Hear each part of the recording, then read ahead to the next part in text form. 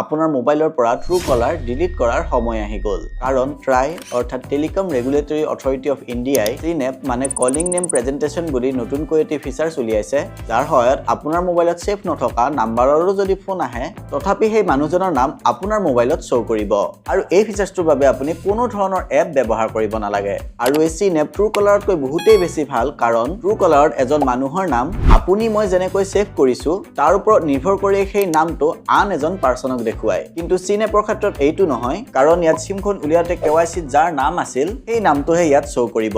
বৰ্তমান সময়ত কিছু প্ৰাইভেচি ৰিজনৰ বাবে জিঅ'ৰ পৰা জিঅ' বা এয়াৰটেলৰ পৰা এয়াৰটেল কল কৰোতে এই ফিচাৰটো দেখা গৈছে কিন্তু আহি থকা সময়ত জিঅ'ৰ পৰা এয়াৰটেল বা এয়াৰটেলৰ পৰা জিঅ'লৈ কল কৰোতেও আপোনালোকে এনেকৈ আনসেভ নাম্বাৰৰ নামসমূহ দেখা পাব আপোনালোকে বাৰু এই কেইদিনত এনেকৈ আনসেভ নাম্বাৰৰ নামসমূহ দেখিছেনে কমেন্টত জনাবচোন ভিডিঅ'টো আপোনাৰ Truecaller ব্যৱহাৰ কৰা সকলো ফ্ৰেণ্ডৰ লগত শ্বেয়াৰ কৰি দিব আৰু এনে ধৰণৰ টেক আপডেটবোৰ পাই থাকিবলৈ ফলো কৰি ল'ব